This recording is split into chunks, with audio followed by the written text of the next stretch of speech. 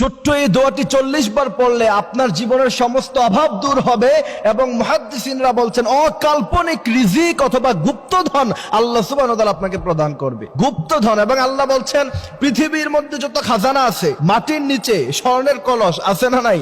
মাটির নিচে স্বর্ণের কলস আছে, মাটির নিচে অজস্র সম্পদ আছে। ওয়ালিল্লাহি খাযাইনুস সামাওয়াতি ওয়াল আরদ, এই গোটা আসমানে অথবা গোটা জমিনের নিচে যত খনিজ সম্পদ আছে, সমস্ত সম্পদের মালিক আল্লাহ রাব্বুল আলামিন বলছেন আমি আল্লাহ একা নিজে। সুবহানাল্লাহি ওয়া বিহামদিহি সুবহানাল্লাহিল আযীম। সুতরাং কেউ যদি সেই অকল্পনিক রিজিক নিজের জীবনে আনতে চায়, অনেক মুহাদ্দিসিনদের মত আমি পেয়েছি, তারা বলছে এই দোয়াটি যদি কেউ 40 বার পড়তে পারে, আল্লাহ সুবহানাহু ওয়া তাআলা তাকে অকল্পনিক রিজিক অথবা গুপ্তধন প্রদান করে তার জীবনের সমস্ত অভাব অনটন আল্লাহ পাক দূর করে দিবে। ওয়া মান ইয়াত্তাকিল্লাহা ইয়াজআল লাহু মাখরাজা ইয়ারযুকুহু মিন হাইসু লা ইয়াহতাসিব। তোমরা আল্লাহর উপরে তাকওয়া অবলম্বন করলে আল্লাহ পাক লা ইয়াহতাসিব, বেহিসাব রিজিক, সেটা কত হতে পারে। ইন্না রাব্বাকা ইয়াবসুতুর রিজকা লিমান ইয়াশা ওয়া ইয়াকদির, সেই রিজিকের কোনো পরিমাণ নাই। ইয়াকদির, আল্লাহ যা চাইবে, লিমান ইয়াশা, যেই পরিমাণ চাইবে সেই পরিমাণ আল্লাহ পাক আপনাকে দিয়ে দিবে। সেটার পরিমাণ কত হতে পারে? রব যত বড়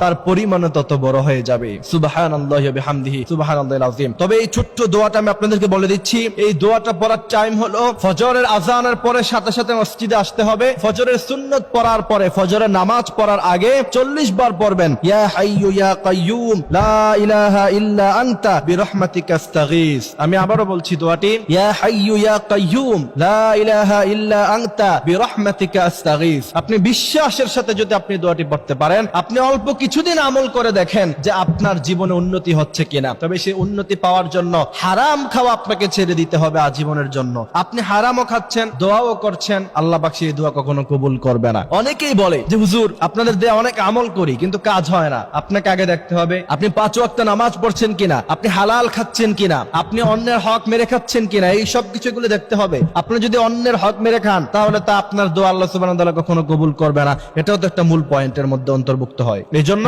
প্রিয় ভাইয়েরা আমার, যদি আপনি আপনার দোয়া আল্লাহ সুবহানাহু ওয়া তাআলার কাছে কবুল করাতে চান, অবশ্যই আপনাকে পবিত্র থাকতে হবে। অন্যের মাল ভক্ষণ করা যাবে না, অন্যের সম্পদ ভক্ষণ করা যাবে না, হালাল খেতে হবে, হারামের সাথে কোনো সম্পর্ক রাখা যাবে না, 5 ওয়াক্ত নামাজ আপনাকে পড়তে হবে। এই জন্য দোয়া কবুলের প্রথম শর্ত হচ্ছে হালাল খাওয়া। কেউ যদি চায় যে তার জীবনের দোয়াগুলি কবুল হোক, প্রথম শর্ত কি?